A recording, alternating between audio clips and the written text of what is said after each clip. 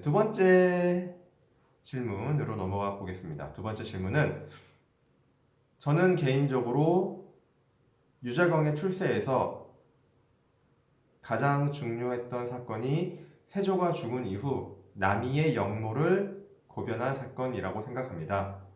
제가 공부하기로는 세조가 말년에 한 명의 신숙주 등 기존 공신들을 견제하기 위해 이시에 난 토벌 과정에서 활약한 구성군 이준과 남이 등을 공신으로 삼고 이들에게 힘을 실어줬다고 합니다.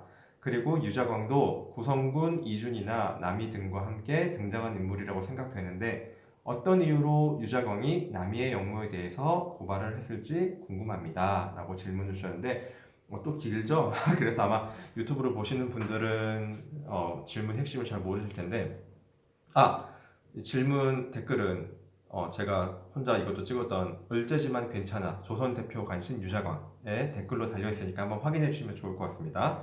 네, 어쨌든 두 번째 질문 핵심은 유자광이 남이의 역모를 왜 고발했을까? 유자광과 남이는 어떻게 보면은 출세 동기인데 출세 동기를 왜 고발했을까? 라는 질문이죠. 자, 근데 제가 지금 질문 요약하는 거에서 저는 답이 나왔다고 봐요. 자, 출세 동기인데 한 명은 출신도 좋고 공적도 더 많이 세워서 잘 나가고 있어요. 그리고 나도 뭔가 잘 될 것 같은데 나는 출신 신분을 미천하고 하여튼 뭔가 잘 안 풀려. 그러면 어떻게 될까요? 가장 빠른 방법은 내가 성공하려면은 동기를 꺾는 거죠. 이런 케이스는 뭐 너무 많죠. 너무 많죠. 제가 좋아하는 그 제5공화국이라는 드라마가 있는데 거기서 아마 첫 화인가 마지막 화인가 아마 마지막 화인 거예요. 거기서 이제 전두환 대통령이죠. 전 대통령, 전전 대통령, 전전 대통령을 신문하는 장면이 있는데 거기서 검사가 막 당신 노태우 전 대통령이랑 관계가 어떻게 돼? 막 이런 얘기 하니까 거기서 이제 전두환 역할을 맡은 그 이덕화 배우분께서 아주 여유만만하게 웃으면서 네 말은 듣지도 않는다라고 하시면서 자네 동기 있나? 동기를 조심해야 돼 라는 말을 합니다. 네. 그래서 그 점이 저는 참 드라마에서 인상 깊었었는데 뭐 이 얘기 어떻게 여기까지 나왔죠? 네, 어쨌든 자 이렇게 생각해 봅시다. 유자광 지금 하치님 질문에 세 사람이 나왔어요. 유자광, 구성군 이준, 구성군 준이라고도 하는데 그리고 남이 이렇게 세 명이 나왔는데 저는 역사에서 나이를 굉장히 중요하게 생각하거든요. 구성군 준은 1441년생, 남이 1441년생, 유자광 1439년생, 즉 셋은 친구예요. 자, 셋은 친구인데 유자광 얼자, 구성군 준은 왕실춘신, 그리고 남이는 출신은 불명한데 어쨌든 확실한 거는 사대부 핏줄을 가지고 있는 것 같아요.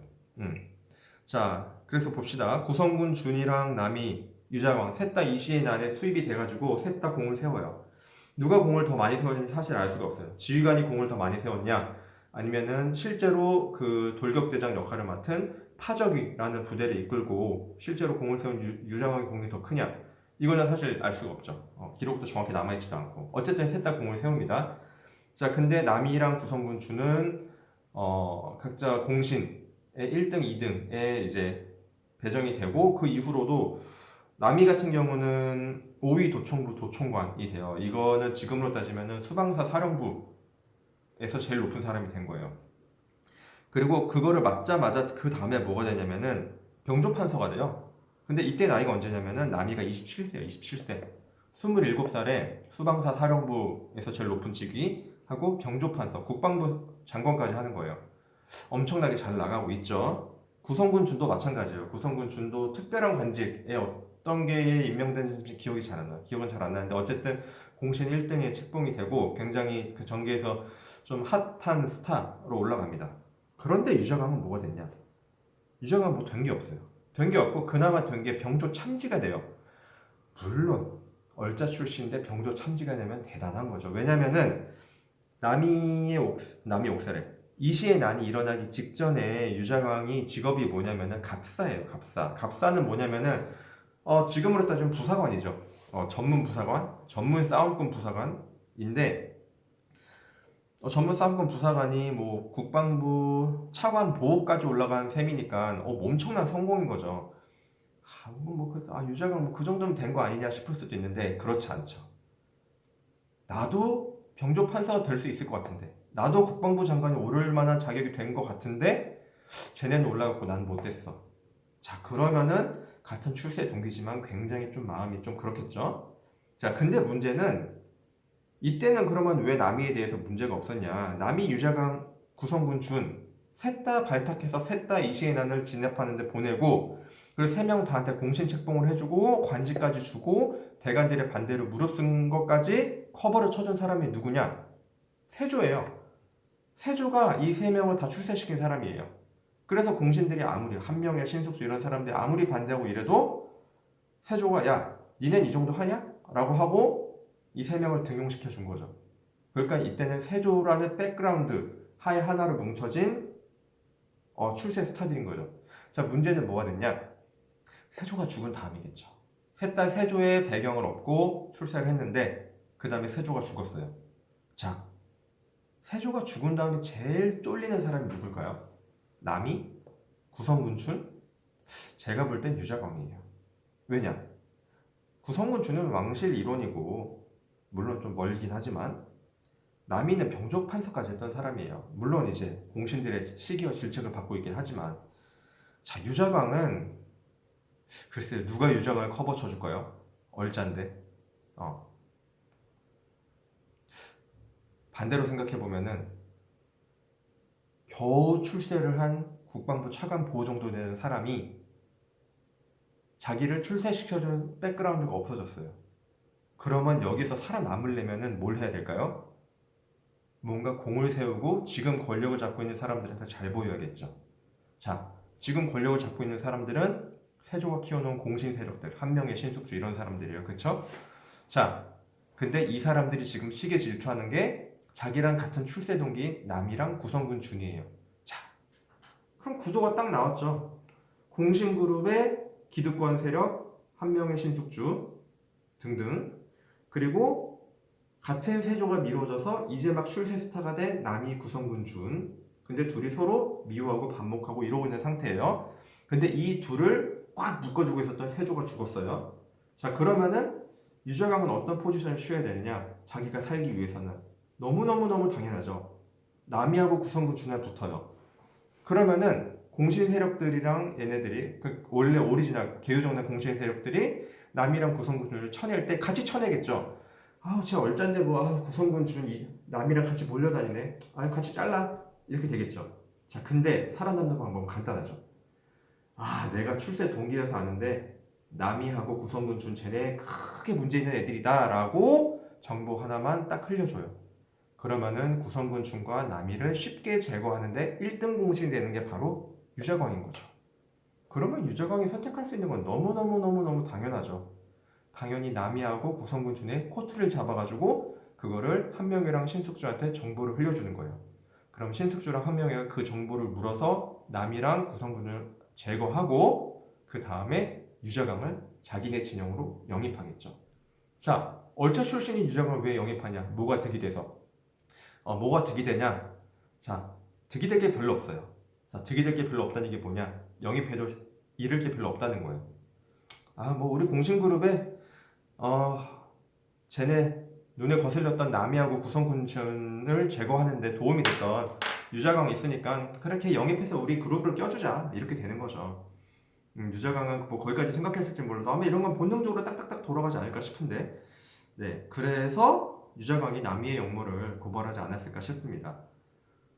굉장한 여담이지만 남이의 역모를 고발할 때 어떻게 됐냐면은 이제 남이가 수기가 뭐냐, 왕실을 지키는 역할이거든요. 왕실이 아니고 진짜 왕궁을 지키는 역할을 하고 있는데 지금 일단 청와대 경호실 같은 거죠. 청와대 경호실에서 이제 청와대를 지키고 있는데 유자광이 그때 같이 근무를 서고 있었나 봐요. 근데 그때 마침 혜성이 떨어졌대요. 혜성이. 그때 그거를 보고 남이가 혜성은 옛것을 없애고 새것이 등장한다는 뜻인데 라고 한마디 했다고 합니다.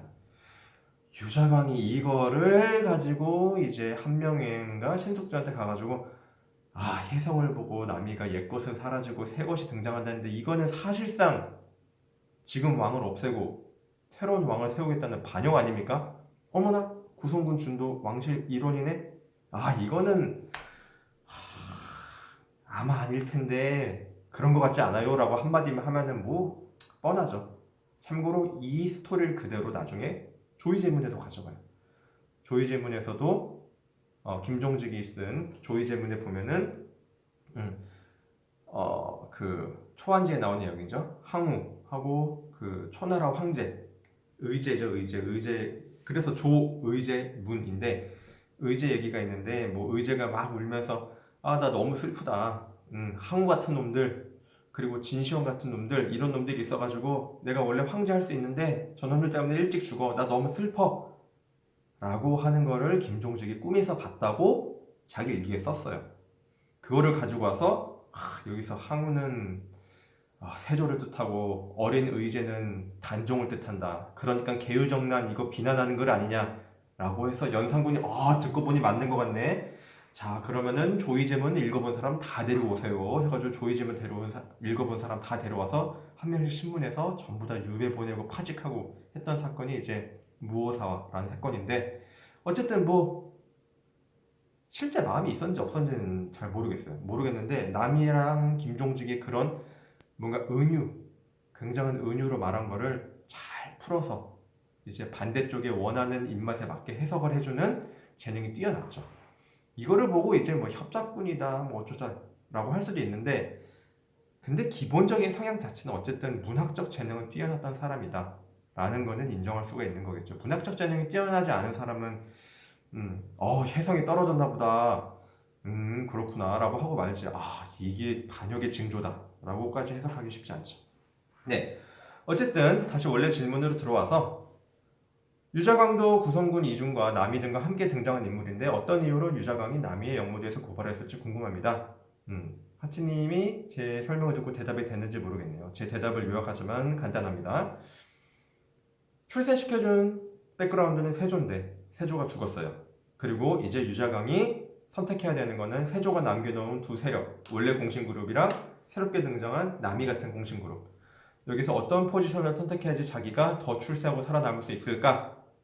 당연히 유자광은 애매한 남이, 구성군 이준보다는 당연히 한 명의 신숙주 같은 올드 공신들에 붙는 게 맞다. 그래서 남이의 영무에서 주도적으로 나서가지고 이들을 고발을 했을 게 아닐까라고 생각을 합니다. 마찬가지로 이것도 제 뇌피셜이에요. 네. 자, 그러면은 이제 세 번째 질문으로 가보겠습니다.